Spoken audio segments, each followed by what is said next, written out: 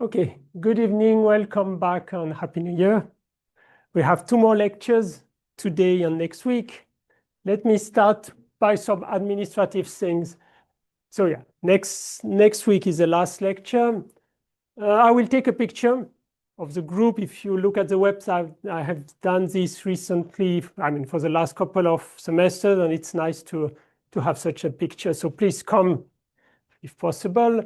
Deadline for reports are also next week. On the other hand, corrections, we will deal with them after. I cannot correct immediately.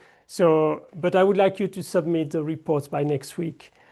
As you probably know, you have to fill some assessment for all courses, ILAS courses. Please do it. Last semester, I was a bit disappointed because I think only 4 students filled them. Yes.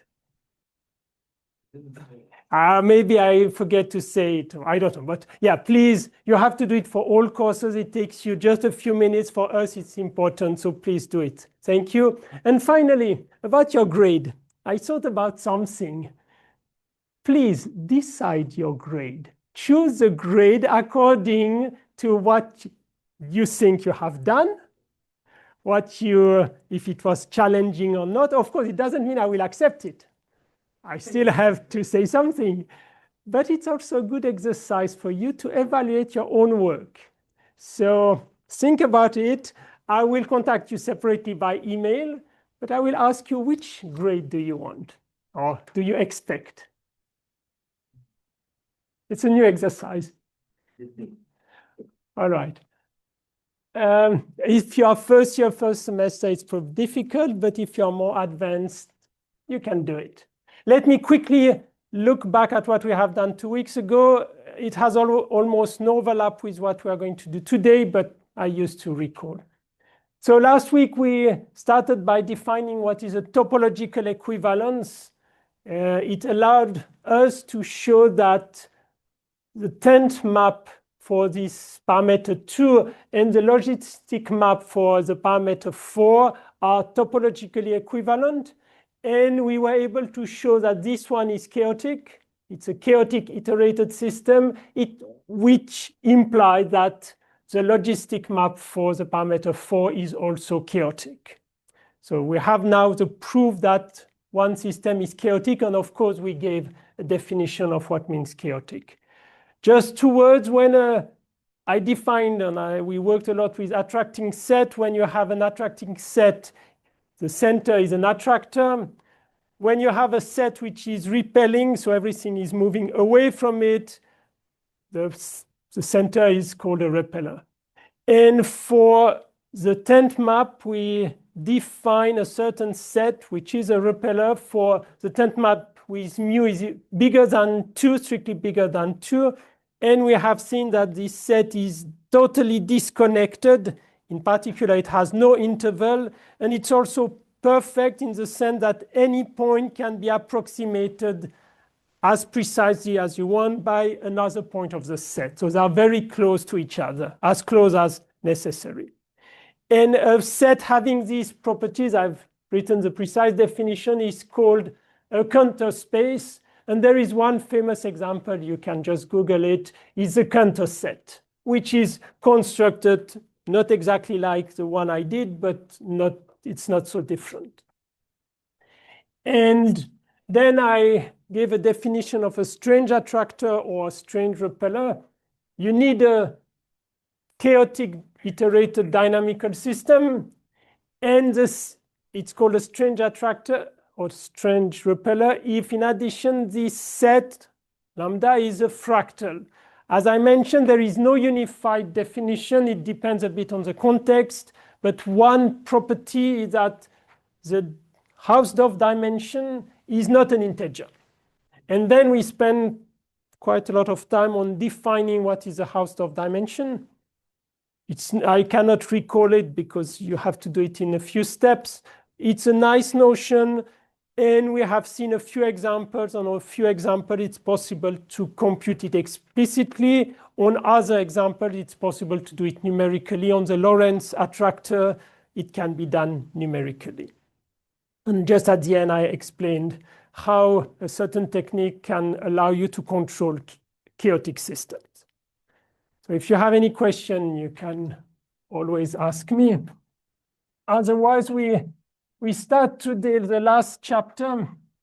I hope you have seen or you checked a few pictures of cellular automata on internet. If you have not seen any, it's good just to Google cellular automata to know or to see some pictures. It's a motivation for cellular automata. I want to explain what is behind this picture, how you can describe or how you can understand the pictures that you can find on internet. So the first section is basic definitions plus properties.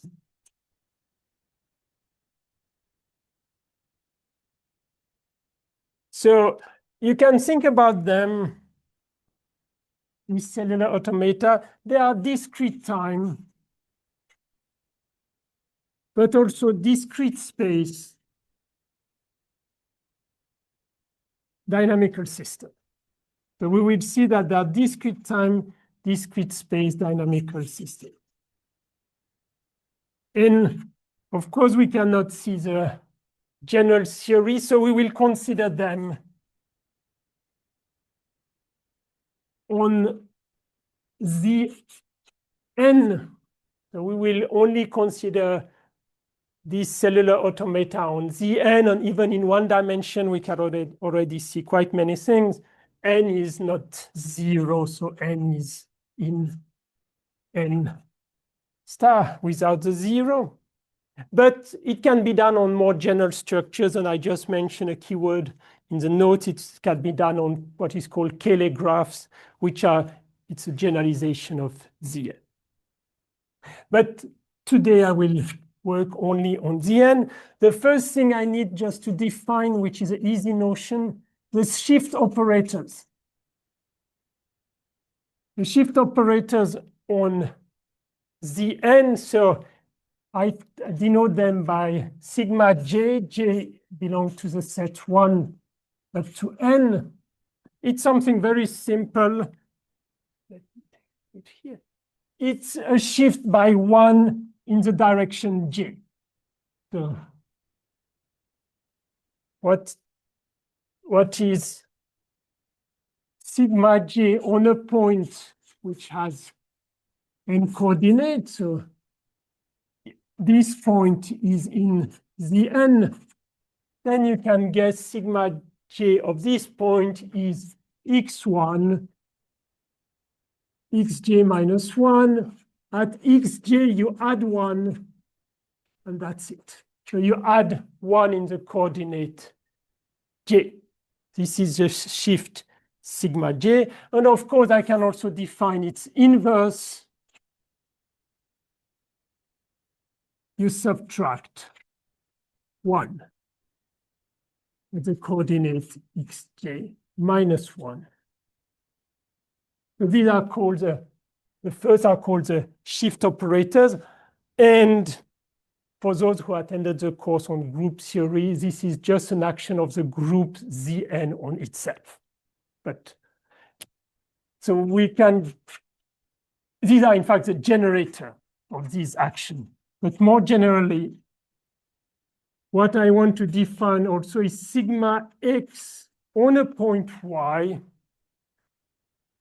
You can guess the definition. This is just y plus x. I will need this notation. This is the action, the generators of the action of translation, or the group acting on itself. And I generalize the action or translation by x. You can think about this translation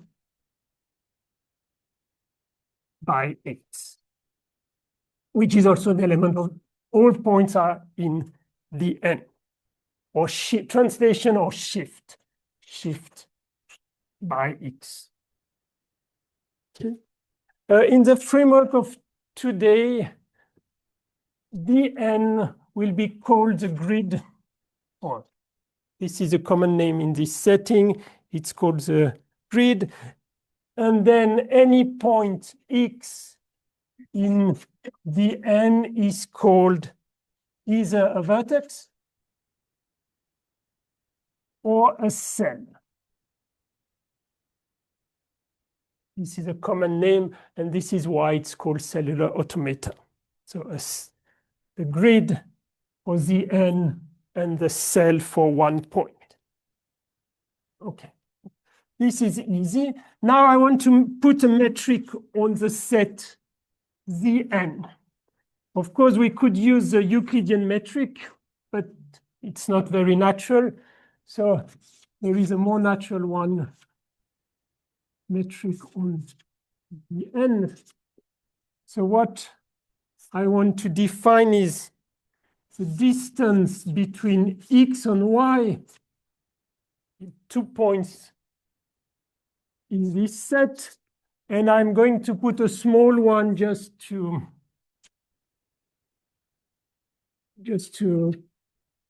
make a difference with something else, which will come later. And there is a second notation, which is like this. And what is it?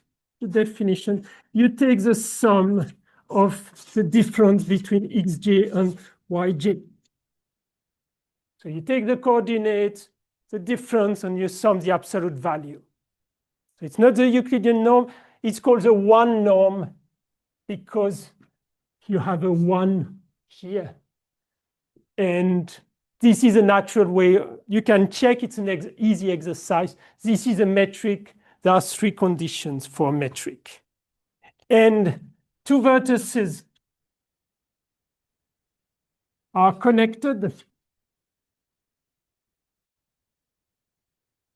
if the distance, 2 vertices x and y, are connected if the distance d of x and y is 1. And indeed, you can think about the two points are connected. There is an edge between them, or they are closest to each other. If, when you compute the distance, you can see this distance is 1. Because all coordinates except 1 are the same. That's why it's at a distance 1. So I define what means connected. So this is the first ingredient. Zn, which is called the grid, points, which are called cell or vertices, and a notion of distance or metric on the n. Yes? Sorry. This metric, what is the topology of this space? Discrete topology. Okay, now I need one more ingredient, an alphabet.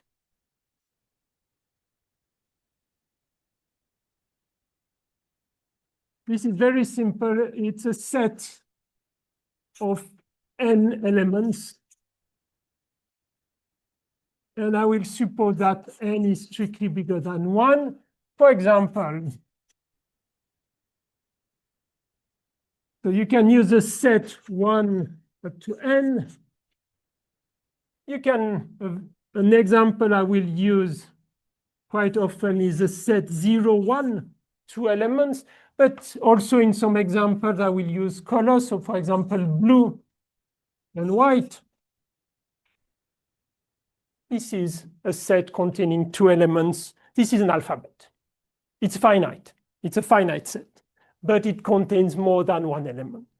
So I will need this, or I can also use ABC and so on, but up to no more than Z. I mean, it's a finite set.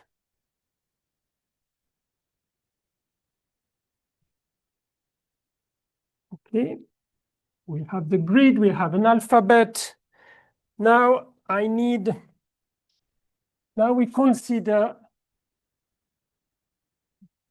functions defined from Bn to A.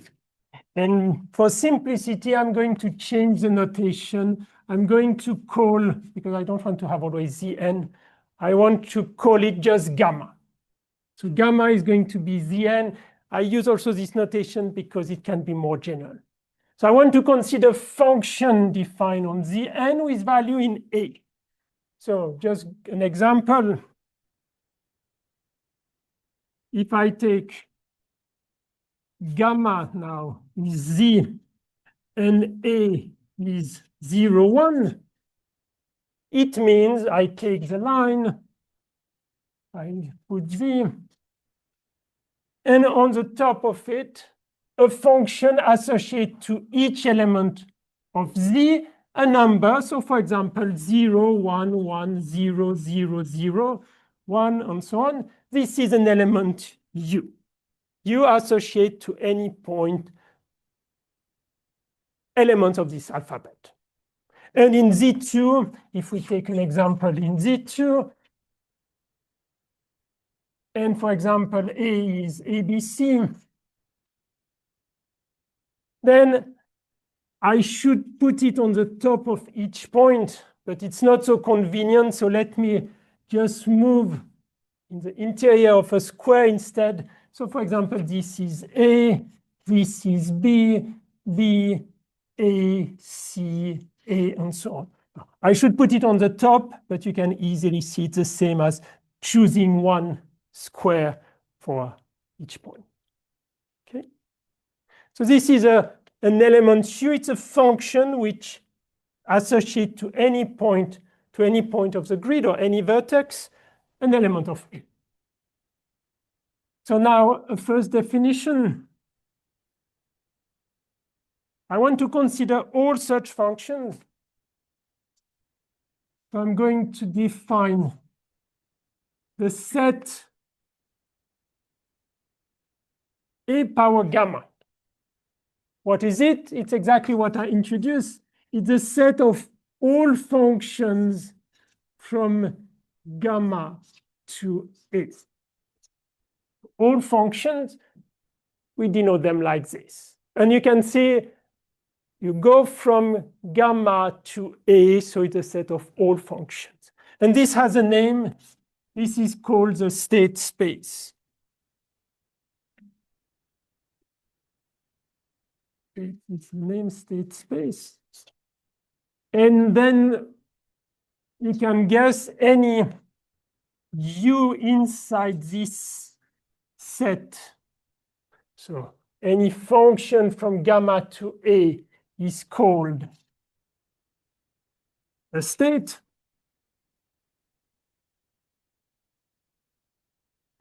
And if I evaluate U at a point X, X is an element of gamma. So it means if I evaluate a function at one point, I get just a letter. So this is an element of A. This is the evaluation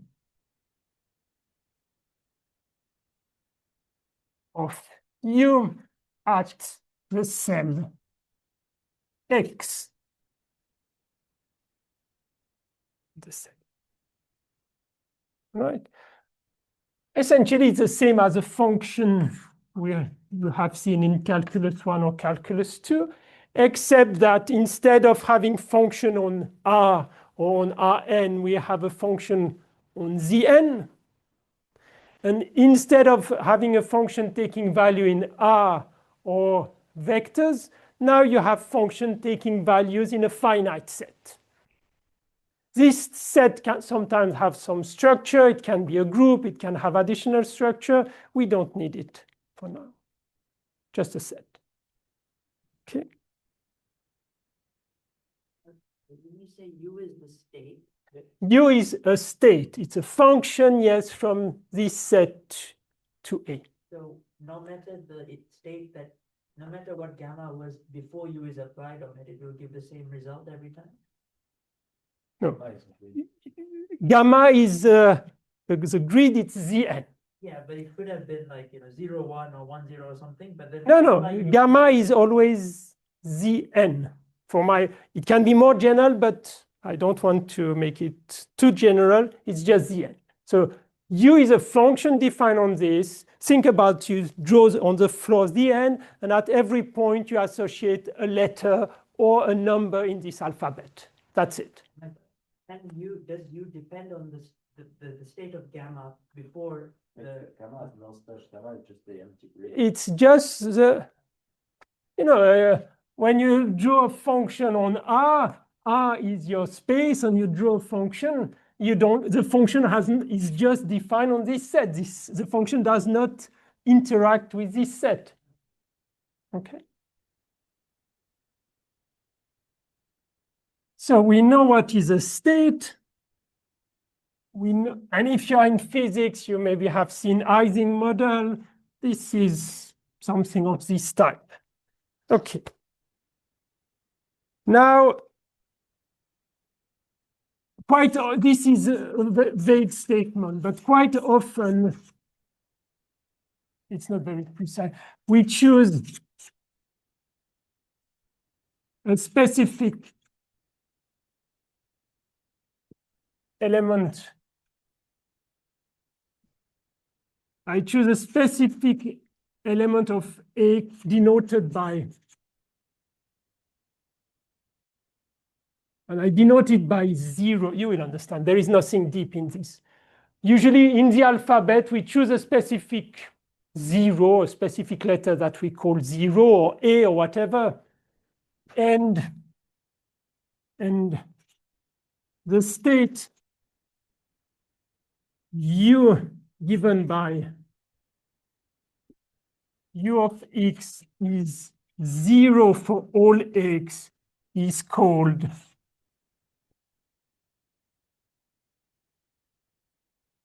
either the resting state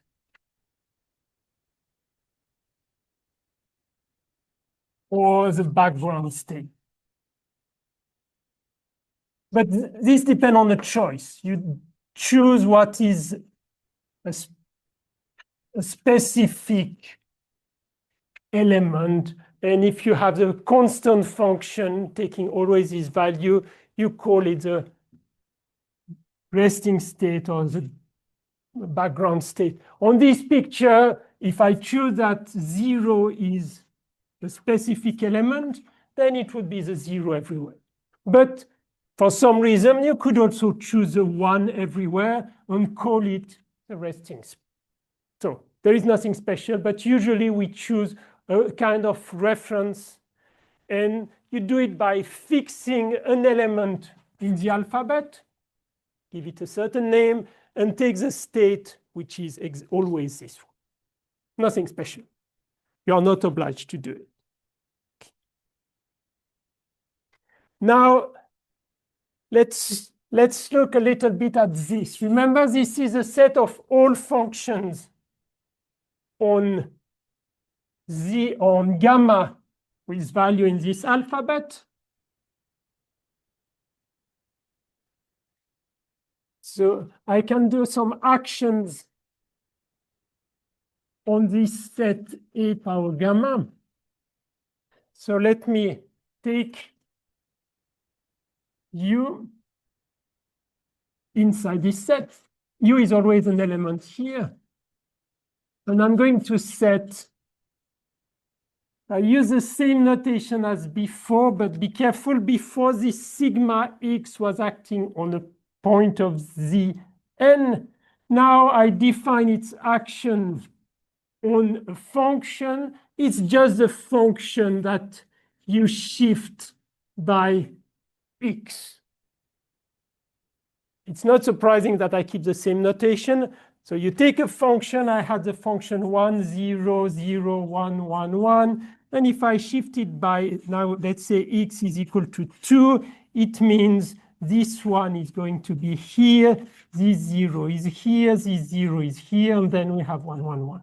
I just shift the function by x. Okay. So this is an action by shift, but on functions. Okay. And there is a second action which might be useful. We have a finite set, the alphabet. We can take a permutation. You have probably seen on A, we can consider permutation. What is a permutation? And I will denote it by pi. So it's a function from A to A bijective.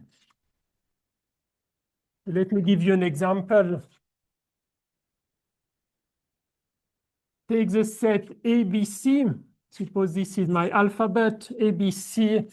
Pi means I go, for example, A goes to B, B goes to A, C goes to C. This is a permutation. I just apply a certain rule from my alphabet to the alphabet, and it's bijective.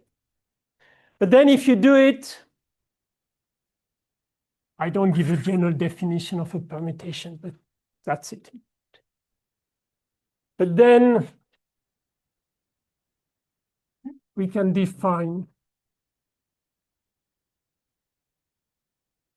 oh, by the way, I should have finished the sentence here. I define sigma x from on U, but it implies that just by looking at sigma, it's a function from the set of all functions to the set of all functions, because it takes a U here and give me a U, which is here, just by shifting it.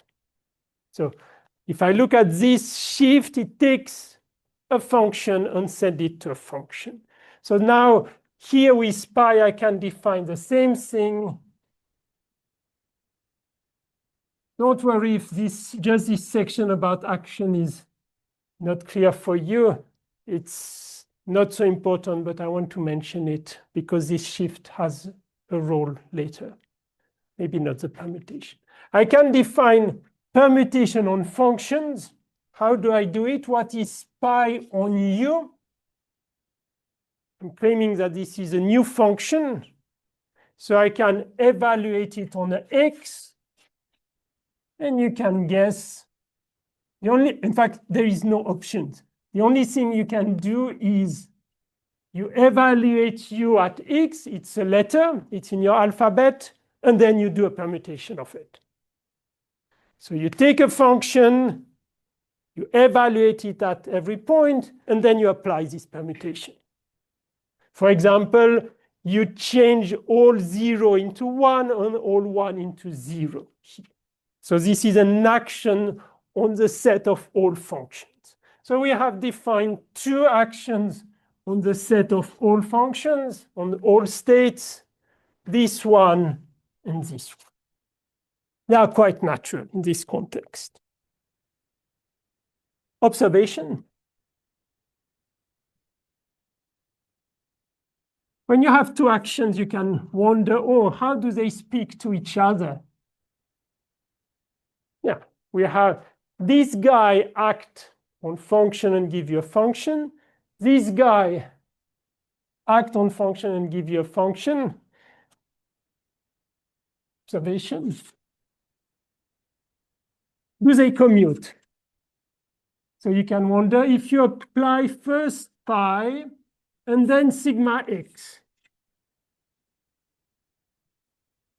on a U, but I will eliminate the U. But if you first apply pi and then this, you can wonder, oh, is it the same as first doing sigma x and then pi? And the answer is yes. You can easily check translation and permutation take commute. So the answer is yes, and we write. This is just a small observation that these two compositions commute. So I put a circle because I do one action and a second one. So it's natural to write it like this. Just check if you translate your functions and then change the rule, it's the same as first changing the rule and then pushing your function in this direction. Okay, so just check that we have this. Again, if you have any question, probably nothing is very complicated, but it's a lot of information. I'm giving. What is a periodic function? Or I still want to define a special state.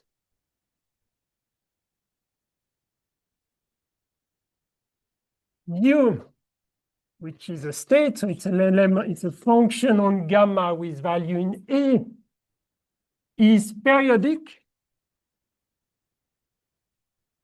How do you define it? If there exists X inside gamma, remember gamma is the n, such that U is the same as U shifted by X. But there is one more condition. So take the function. Okay, let's look at an example. 0, 1, 0, 1, 0, 1. This is a periodic function because if I shift it by 2, I don't see the difference. U, the function, is equal as a I put this because it's a function, so there is one variable. This equality, by the way, this is equivalent to U of y is equal to U of y plus x for any y belonging to gamma.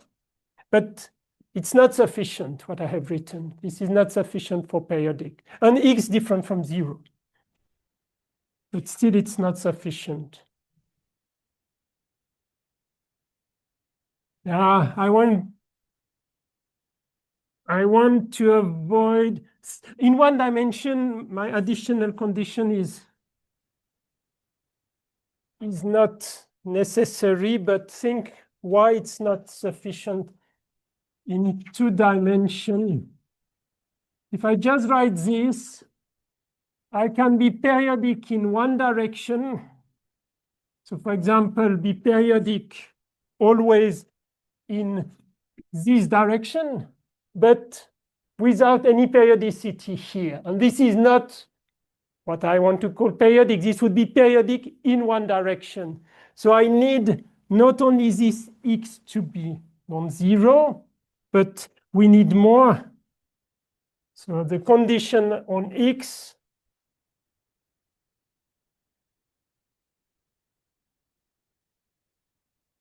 all xj should be different from 0.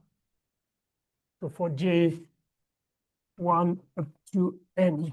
So it means it should be periodic in this direction and periodic in this direction. Okay, so just saying x is different from 0 is not sufficient.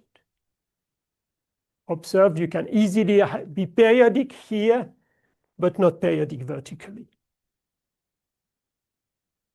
So this is a notion of period, a state is periodic. I will probably need it later. Okay, so far we have no dynamics. We have only described a framework, functions on a grid with value in an alphabet and some specific properties. I want to define a dynamic. And even with a dynamic, it will not be sufficient, but what about a dynamic? So how I can define a dynamic? What's a dynamic?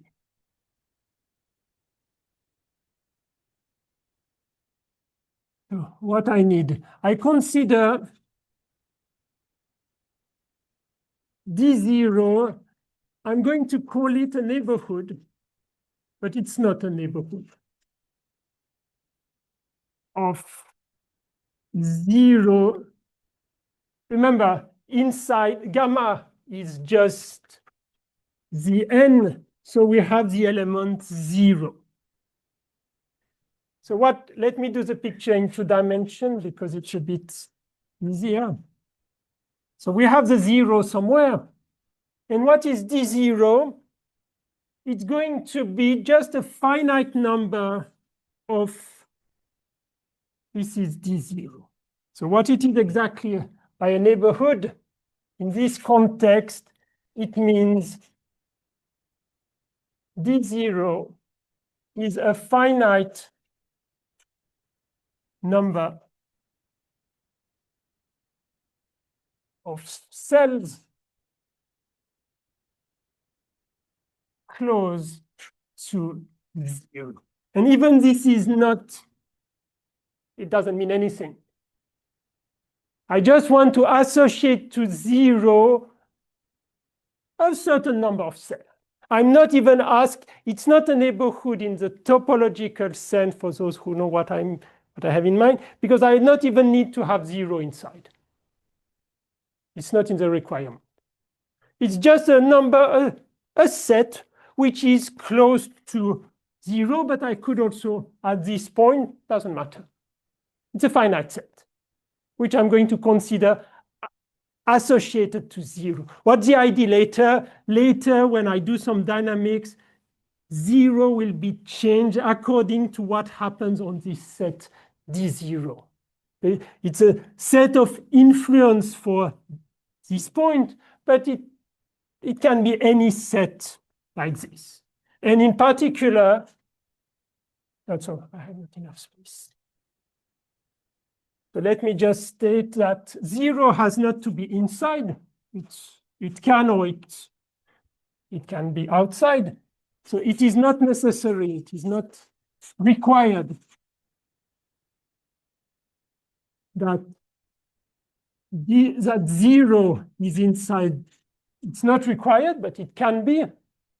And it is not required that D0 is connected. Remember, I mentioned what means connected.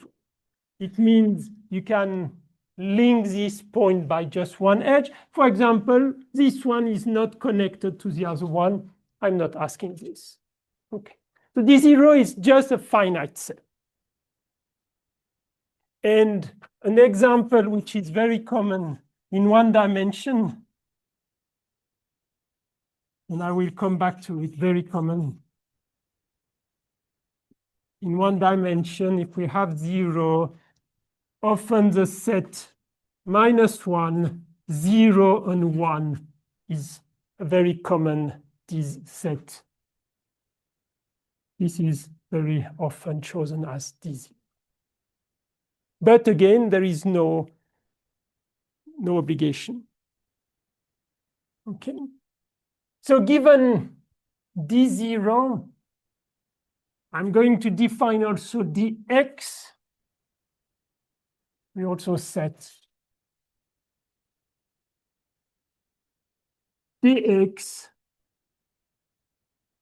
You can almost guess. I'm going to translate D0 to x. So if this is D0, keep in mind D0 is related to the point 0. Then dx is I take these 5 points and I move them around x just by this shift. All right? This is quite natural. It's points of which are going to influence 0 or x. And now I'm going to consider AD0. What is AD0?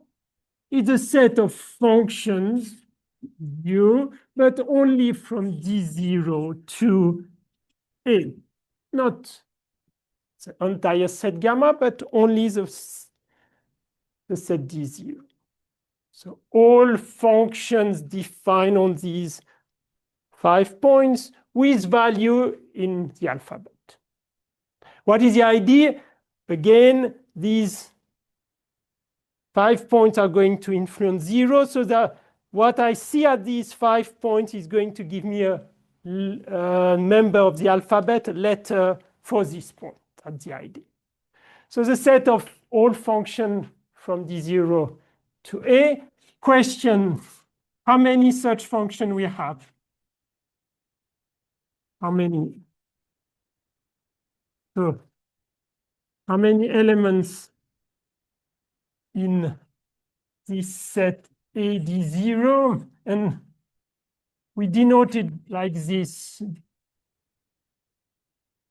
These two vertical lines means how many elements in this, how many functions from D0 to A. I let you check this is A contains n elements. So it's n power the number of elements of D0. We will see an example very soon. Check. You can take one point, you can associate n letters. Take the second point, you can associate n letters. Take the third point, you can associate n letters completely independently. So, yeah. Yeah. Yeah. Yeah, thank you. It's n elements. No, sorry, what I said is completely wrong. I mean, this is correct, I hope so. No. So yes, it's the cardinality of D0 is power n. Is it? If like there are two letters in the alphabet, it Because would be D0 to the power 2. Wait a second.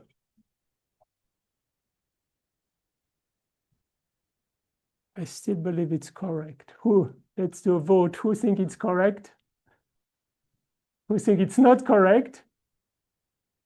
Okay, so I think we will look at an example in a second. So I put a question mark, but I still believe it's correct. But my explanation, on the other hand, was not correct. It's really you take all D0. We will see an example very soon. Or maybe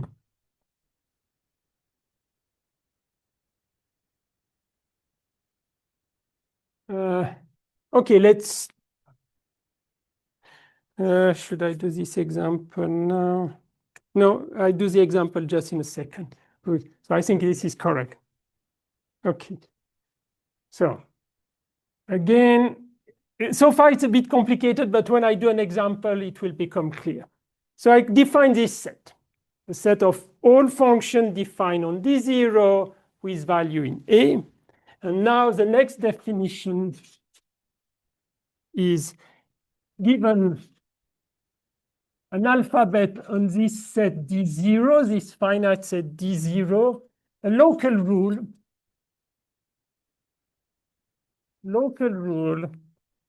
is a function which we denote by F0 from this set to A. Okay, so example, and we will. You can just wonder how many elements we have now in this. Okay, no, after the example.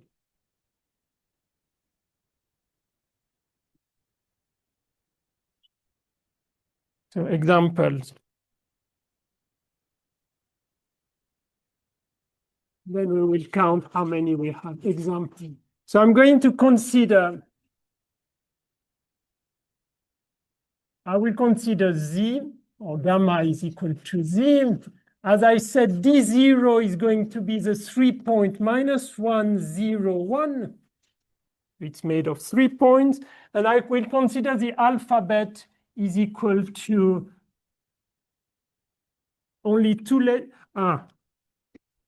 Let me 0 or 1.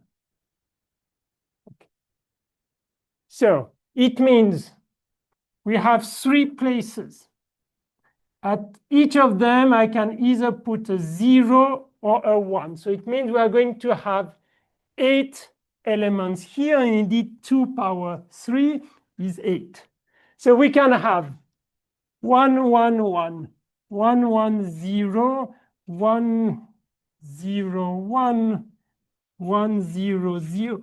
You can do it in any order. 0, 1, 1, 0, 1, 0, 0, 0, 1, 0, 0, 0.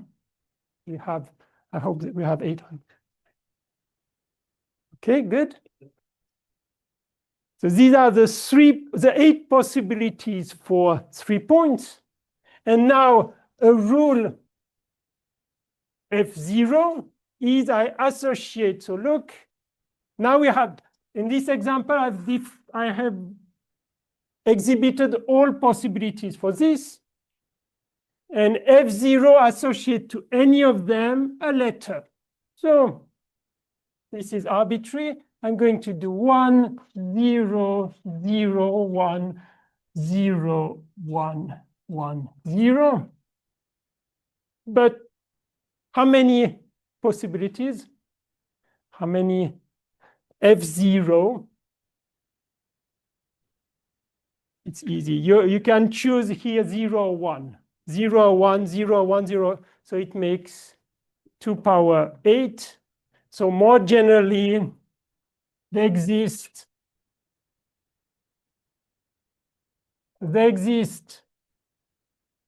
n power d0 different local rules. So I let you think about this. It's, yeah.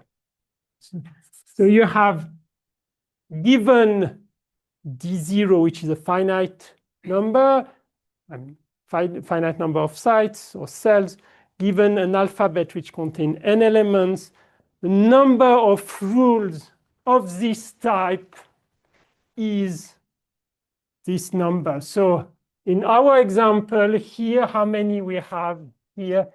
Here we have 256 local rules. And in fact, they have been, of course, classified, and they all give something, we will see. This has been done by somebody called Wolfram. You probably know this name. He's the one who founded Mathematica. So he started by doing some classification about this. So we fix on the grid, we fix a D0, and I define what is a local rule, and we will see in a second why it's useful. Is just you take all possible options for your 3 vertices or your 3 cells and all possible elements of the alphabet. Here we have 8. And F0 associate to any configuration of this type an element of the alphabet. Yes? Question, could it be -202? Or? Yeah. For example, I can choose -205. It contains also 3 elements.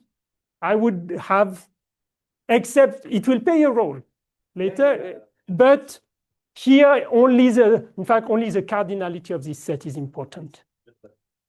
No. It doesn't seem relevant to have closing the definition. Indeed, having chosen these 3, there is a reason. In fact, you can always come back to these 3 by increasing the size of the alphabet. Okay. Any question? So we have a local rule. Now I want to do something global. Let me maybe give you, how did I construct this example? Maybe if I haven't done a mistake, I did the sum of number of 0 and 1 modulo 2. This is a choice I did. But because sometimes, another example, if we are in 2 dimensions, let's say in 2 dimensions, and again, in 2 dimensions, I will not use a corner. I will say 0 is this cell. This is a 0 cell. 0 cell, because it's easier. Now I need to choose a D0. So let me choose D0.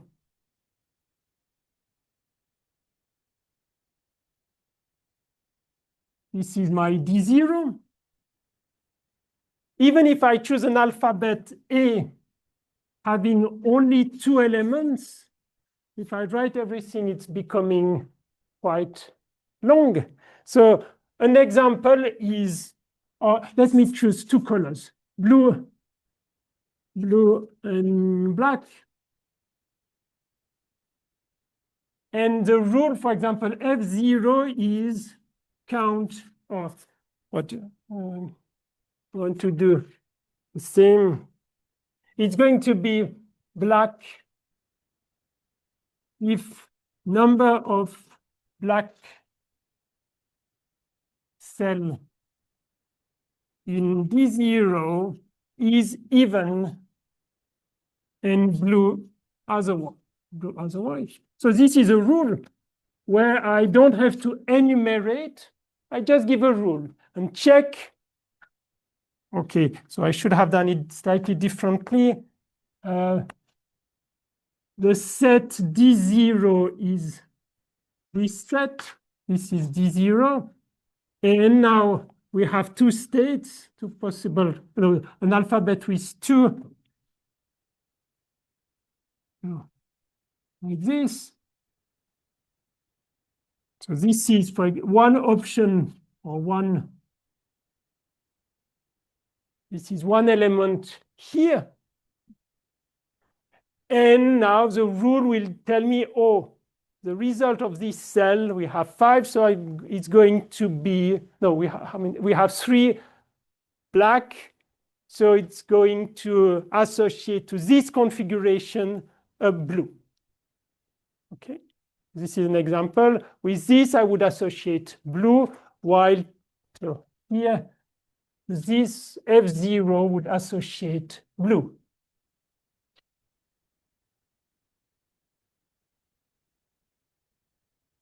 Yeah, okay.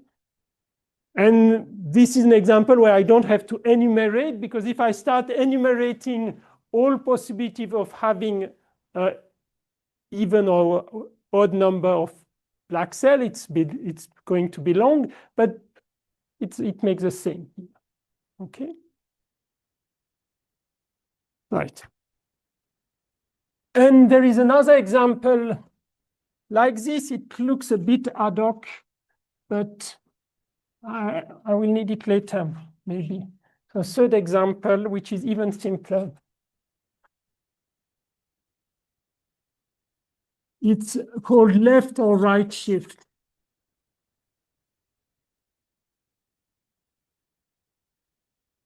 So I'm going to choose gamma is still Z, it's one dimension.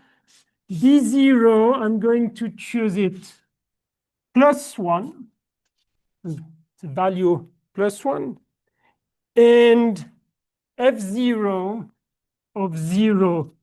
Oh, I can just write F0 is identity. What is identity? I need to say A is 0, 1, for example.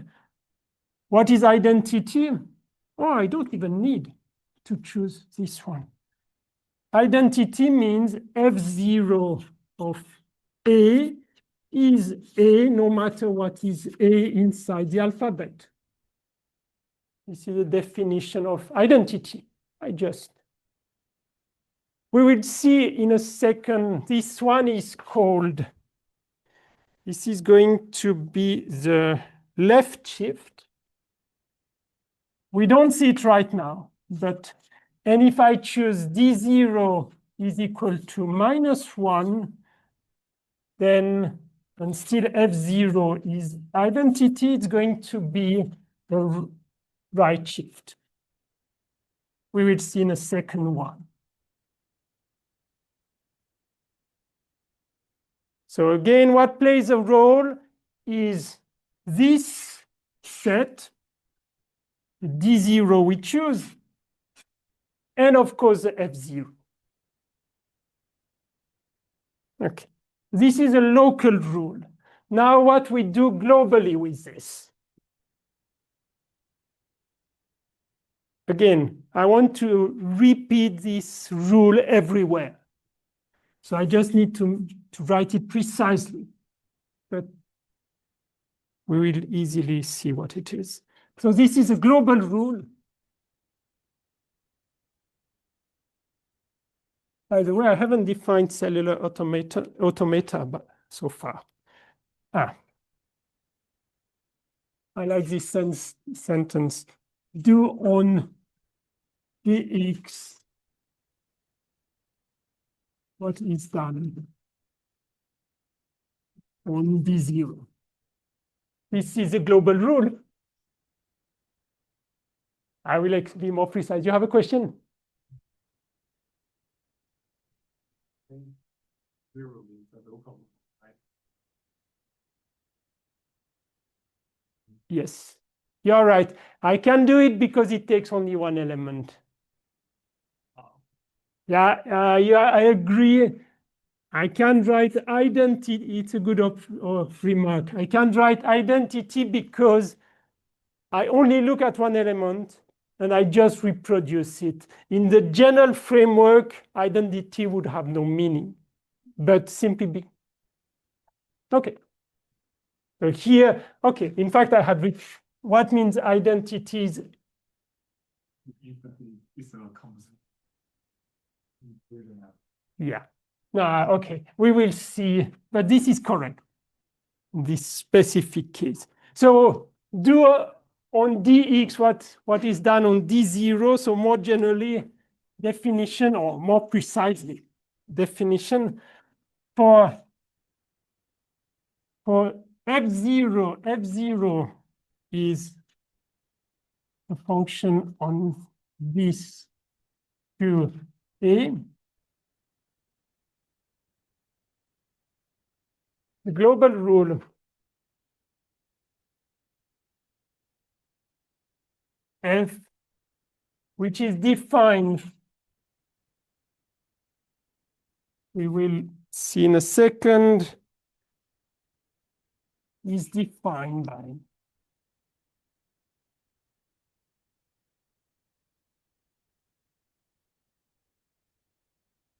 okay, it looks complicated, but we'll see that it's okay. F0 of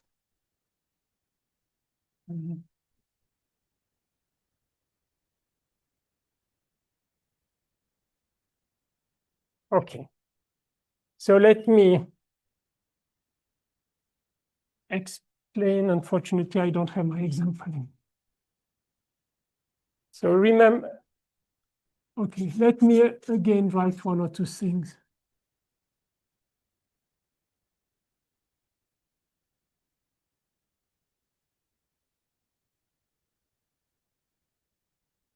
So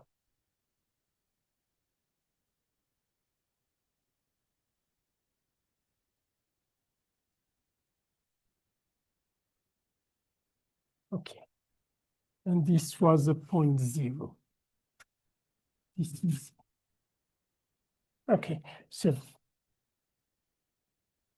I want to f0 was defined just according to a small set d0. But what was the idea? Now, first let's look at the example and then we will see what it means. So we have, it's z, so we have 0, 1, 2, 3, 4, and we have -1, -2, -3, -4. And on the top of them, our alphabet is always 0, 1. So on the top of them, I have 0. Now, the rule I just started, it should be sufficient. With this rule, I look at d0, I should have written, is -1, 0, 1. So I need to look at what is around 0 at these three places. And the rule tells me if you see 3, 1, you associate 1. And now I want to repeat this everywhere. So now I take the point 1. I look at the three neighbors. I have 1, 1, 0. Around 1, I have 1, 1, 0. I associate the point 0. At -1, no, I haven't this. I can continue, yes. Let's go at 2. At 2, we have 1, 0, 1. 1, 0, 1, I put 0. Okay, so I just concentrate on the 3 place above the x I want to consider, and I look at my rule and I apply the rule. And then I move to the next one, to the next one. So let's check that this is exactly, and at the end we are going to get a new sequence of, I don't know. So this was a U, and the next one is f of applied to U. So let's check. F takes a function on gamma with value in the alphabet and send it to a new function. And how it's done, I want to apply f on U. I evaluate x. What I do, I look at x, I look at U, I shift it to 0. It's the same as I shift it to 0. I apply my rule, which was defined around 0, and I apply f0 at this. So I only concentrate on the pattern around 0, but to the shifted sequence. So think about it. It's exactly what I did. But if you do it like this, it's even simpler. You keep 3 letters and you apply just this rule. But more precisely, this is what we do. F0 is only defined on this set D0, but instead of, oh, and by the way, you can check if x is 0, you do what I started with U, with x is 0, fu evaluated at 0 is just f0 apply at, I look at U restricted to D0, and I give this value at 0. Yes? This is a function or is it a value? I evaluate. Yes. Ah, okay. No, you're right. The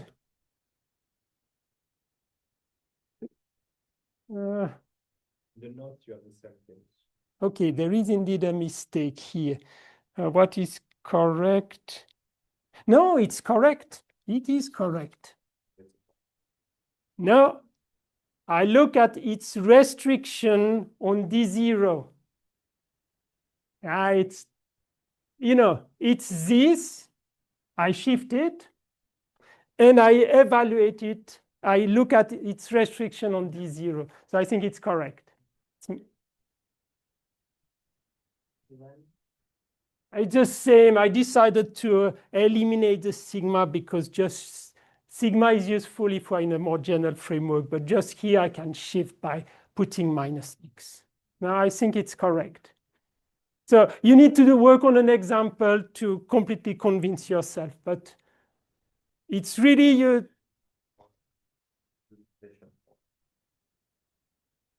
Okay, so I think it's correct. So fu, I take a state and I get a new state by applying this local rule everywhere. Okay, so again, I encourage you to look at one example, and I put some example in the note. So what we observe, I define f. F is completely defined by D0. F is uniquely defined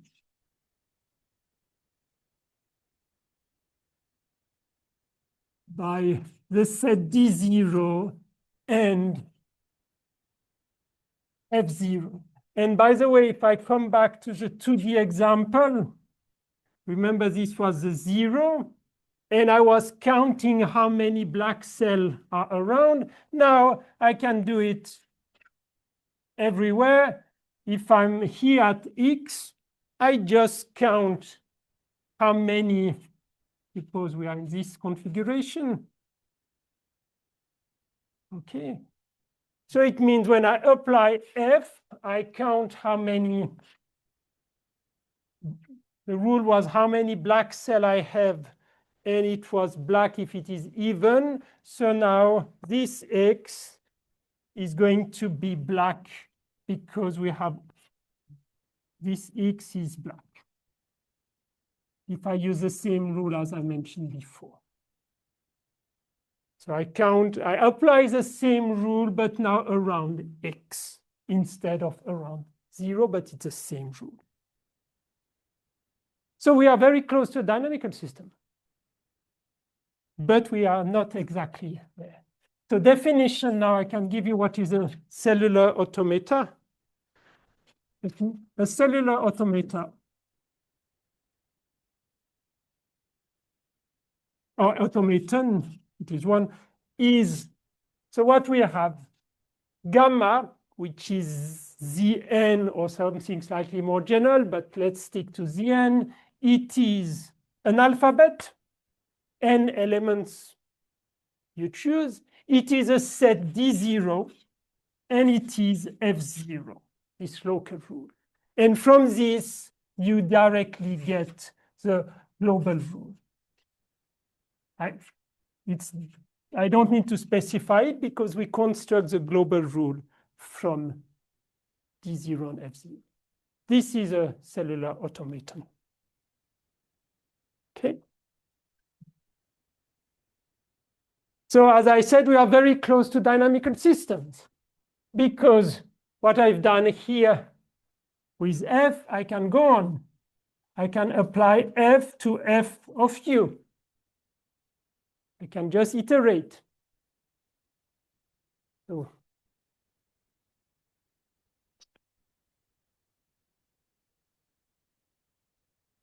we are close. We can define a dynamical system, but it's not one yet. I'll tell you why. A dynamical system by considering the dynamical system was made of, here it's n, the set A gamma, and the function f with fm applied to a u0. I take a u0, a certain state of something like that. This is my u0. I can apply then to it. It's f of f of f f u0. And how many times I do it? I do it n times. But why? So you can play now. You can play with this, and I gave you some pictures. If you look at the notes, I gave you, so let's just have a look. Yeah, on one page, page 66, I gave you some rules, some F0 among these 256. And on the next page, I gave you some example of dynamical system of this type. So how do you have to read them? On the first line, you have U0. And then the rule is given, and you apply the rule. So the second line is f of U0. The third line is f square of U0, and so on. And what I like with the last picture is that we have three different rules, but you can see you start with the same initial condition. The initial condition is just one black point. So it's just a 1, and all the other one are 0. But by applying these three different rules, we obtain completely different pictures. Okay? So the same initial condition give us, when we apply these three different rules, it gives us these pictures. So you should really look at these things vertically from the first line going down. Okay? And what is slightly surprising is this red one, the second one, because it seems that it is periodic of period 2. No, it is periodic of period 2 in time. But we will come back to these kind of things next lecture. What is missing? Why I cannot call this a dynamical system? Now, be more precise. on a dynamical system, it was indeed, this is a semi-group. I apologize, it's not a group, it's only a semi-group, but everybody understands what is N. We have a function from this set to this set, but this set is not a metric space yet. When I introduce this is an iterated map, this was a metric space. For now, this is just a set of functions. And indeed, you can play, you can make many pictures, but you don't have a notion of how far these different things are from each other. We don't have a notion of distance. We just have pictures. So we cannot do any analysis so far because we cannot measure anything. So we need a metric in order to measure a convergence or that it's moving away in which sense. So the next section is I need to introduce a metric. So we have all the ingredients except the metric. Okay. Do you have any question? We introduced the initial state just now, but I think there was some restriction that starts with that you can't have the initial state have all zeros. No, there is no. I did not say anything about the initial state. Initial state is just any state, any element of this. It can be 0, 0, 0, 0. It can be anything, random or periodic. So far, I've not imposed anything. No. I define what is periodic, but I haven't asked the initial state to be periodic or whatever. No, no, no.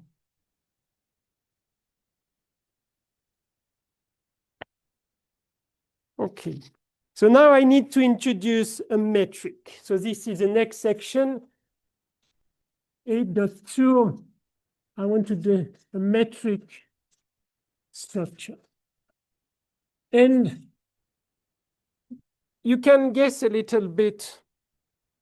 Let's do it in one dimension. If I have 1, 1, 0, 0, 0, 0, and let me do 3 examples. 1, 1, 0, 0, 1, 0, or 1, 0, 0, 0. I need to be a bit more precise. Be careful.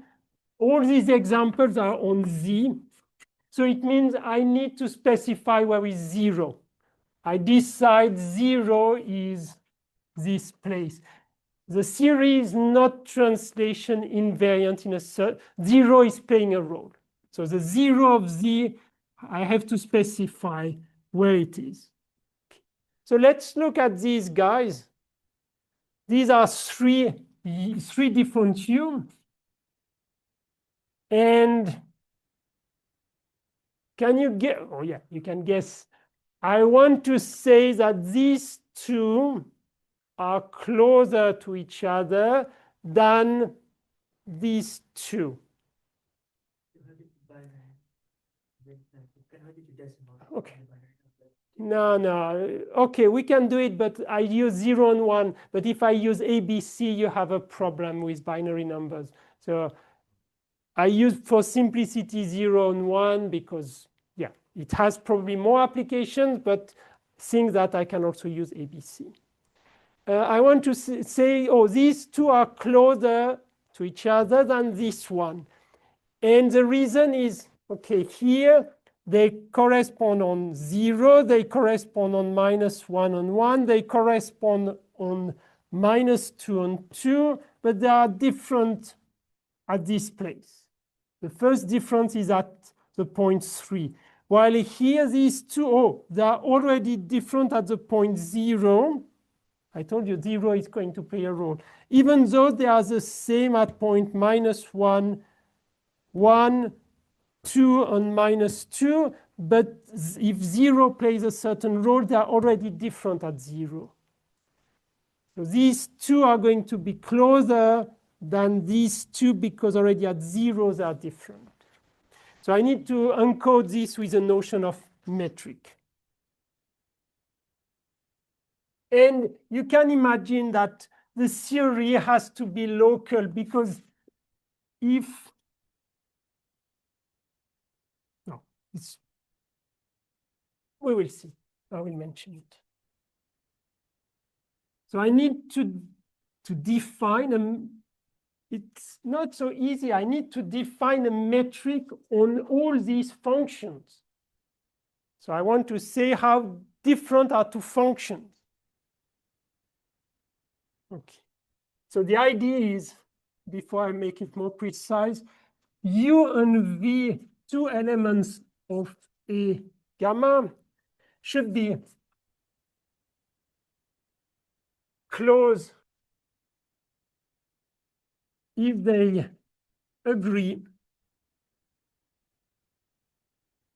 on a large region.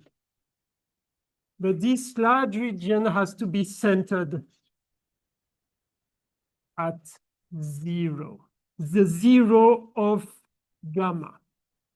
There are two different 0, be careful. In the alphabet, I often use 0, 1, and there is a 0 of the n.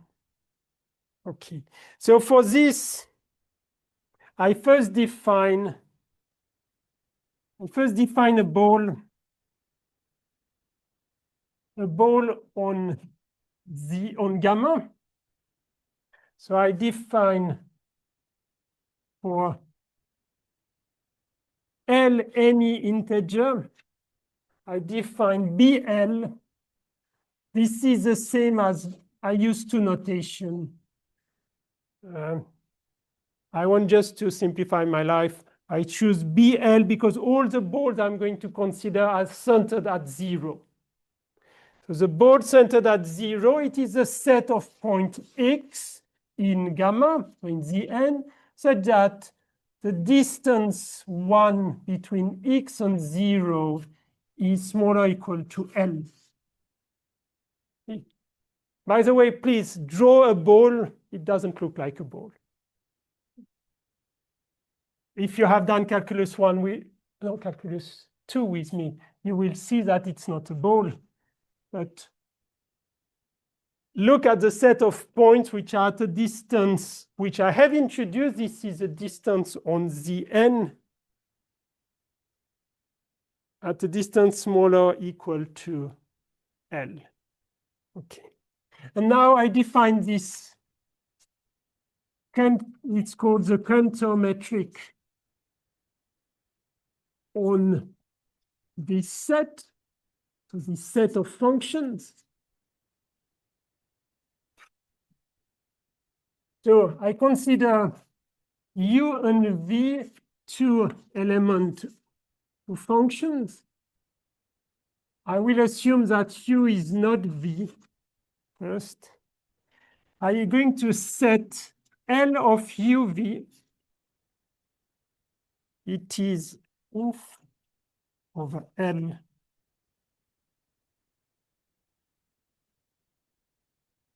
I will explain.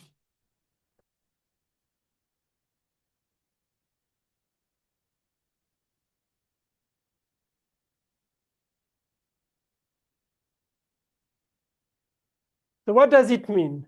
I consider U and V on a ball. Let's do it in one dimension. So we have U, we have V. This is 0. And of course, again, we have 0, 1, whatever. N1, 0, 1, 1, 0. Okay, I consider these two, and I look on which set they coincide, on which ball they coincide, on which set they do not. So as we said, they coincide on, oh, let me just change it a little bit.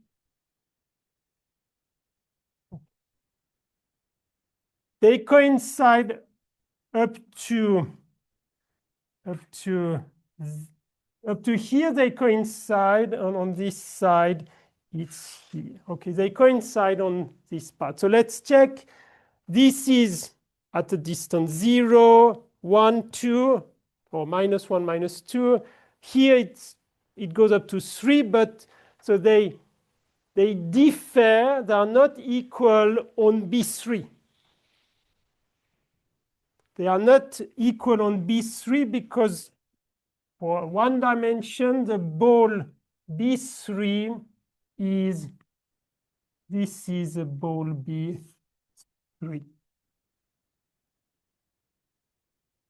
1, 2, 3, 1, 2, 3, yes. So let's look, they are not equal on B3, but they are equal on B2. So the first one for which they are not equal is 3. So in this example, L of UV is 3. I hope I haven't done a mistake. Yeah, seems good. The infimum over the ball, the radius of the ball on which they are not equal. They are equal on B2, they are no more equal on B3. So I define L as this infimum, and then the distance between these two guys. So now we set this distance, and d of u and v, its definition, is 1 over L of uv plus 1. I put plus 1 because I don't want to divide by 0. This is clear. This, and also d of uu is 0. You see? So if I take 2 times the same, I need to say that the distance is 0. Exercise, check that this is a metric. We have 3 conditions for metric, and one of them is already here. Check that this is. So what does it mean? It means if U and V agree on large ball, this ratio is small, so it means the distance between them is small. On the other hand, if they already disagree at 0, so if I do this one, these two guys disagree already at 0, so the infimum is 0. They do not agree on any ball. Then the distance is going to be 1. So observation, this was the end of the definition. Observation,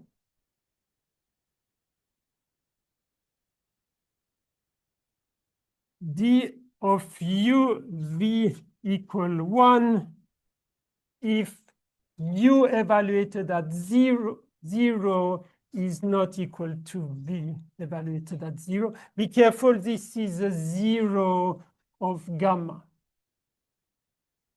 So whenever these two functions differ already at the origin, the distance is 1. So it means the largest distance between two functions is 1. And of course, if they coincide on a large ball, the distance is small. So I let you check that it is indeed a metric.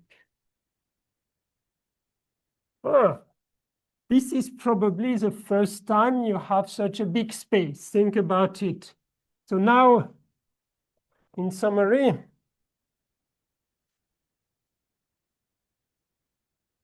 this set of function A gamma with this notion of distance is a metric space. And this is the most complicated we have seen for comparison. The one we have seen so far. What was it? It was Rn, and it was a Euclidean distance. Euclidean.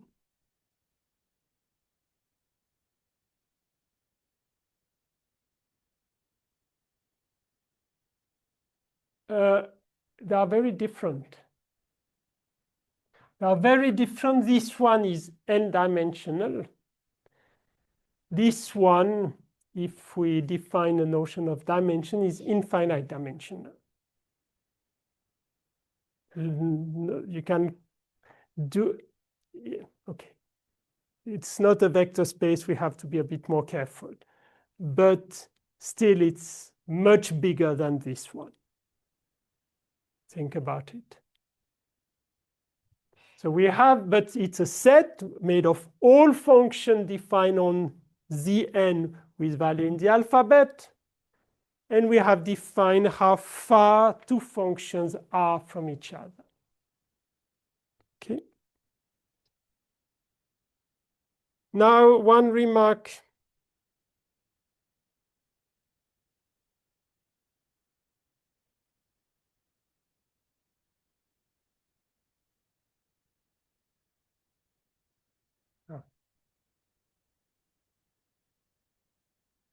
Remark.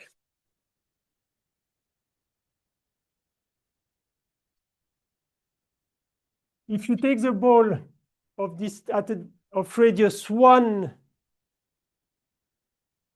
oh, I didn't, sorry, I should have introduced this notation. It's just a bit more too early. For any u in my set of function, we set. Now I want to define the ball and epsilon. Epsilon bigger than 0. We set the ball of radius epsilon centered at u. We can write the definition.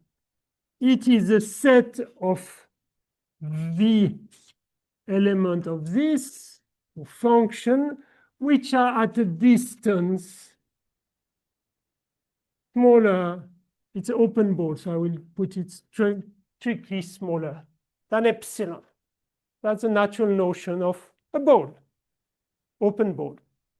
It's an open ball centered on a function of radius epsilon. Now you can wonder, what does it mean? Remark. If first, what is a ball of radius 1? You can immediately say, oh, this is everything. All functions are in this ball. Because they don't have, as they can differ, as soon as they differ at 0, they are at a distance 1. So the ball of radius 1 centered on any u is everything. That's it. Yes. I mean, definition which the distance should be less than 1, but it cannot be from 0. No. Ah. Should be like 1.1, that's true, but I need to change the both balls. So.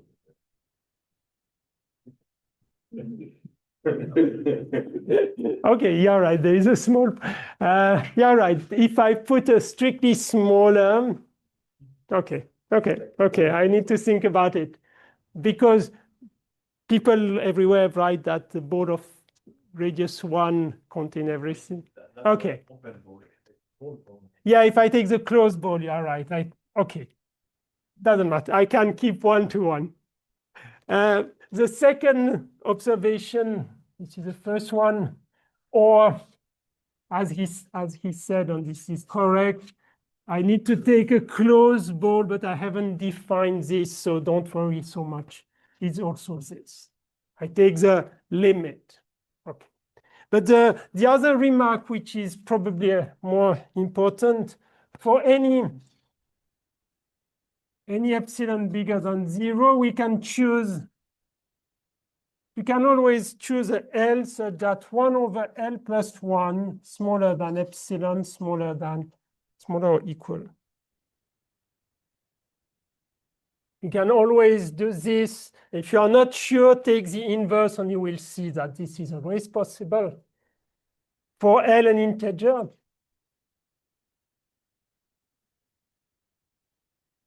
and then B of center U, the ball of center U and of radius epsilon contains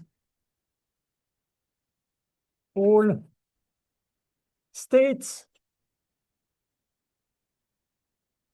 which coincide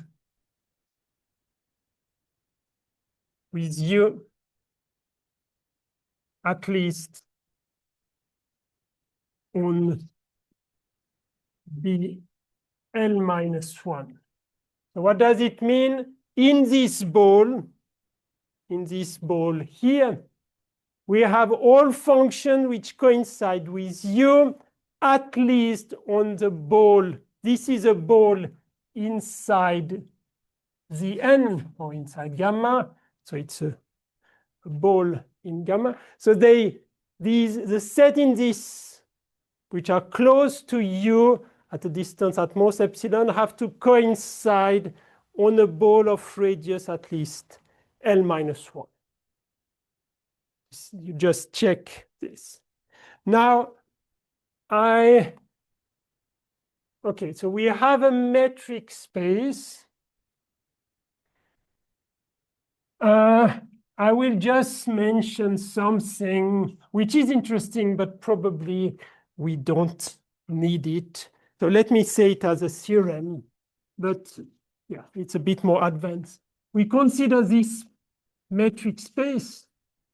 This metric space has different properties. It's complete and compact.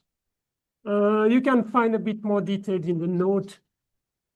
It's also perfect in a sense I introduced 2 weeks ago, and it's totally disconnected.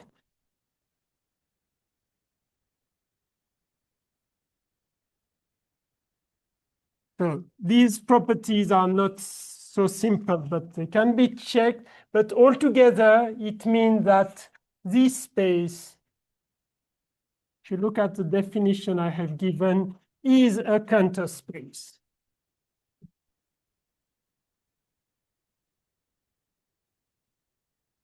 Don't worry about this, but okay. These are properties we can be checked. So it means remember, perfect mean all points are very close to each other. And indeed, if you keep this idea of two functions which coincide on a big ball are at a small distance, whenever you take one such function, you can choose another function which differ very far away, and the distance will be very, very small. So it means they can be approached to each other, and this is a notion of perfect. Totally disconnected, I introduced it in the framework of Rn, which means it had no interval. Here we cannot speak about interval, but there is a slight generalization of this notion of totally disconnected. I don't want to mention it, but you can feel here there is no interval. It doesn't mean so much in this framework. So we have these properties, and it makes it a Cantor space. All right. So now, what is good compared to where we were a few minutes ago? We have a notion of distance. We can say two functions in this set are at a certain distance. So we have the notion of convergence, which is naturally associated with the notion of distance. Next week, we will use it. So let me just say, oh, okay, no, it's time, sorry. This one is not correct. Okay. So yeah, I will finish here. Just one observation you can already make. There is one weak point with this notion of distance. 0 is playing a big role. So we are always centered at 0, and the difference are taking far away from 0. This is convenient because whenever you do something, you do it at a certain place. You are not doing it too far away. But it means this notion of distance is not translation invariant.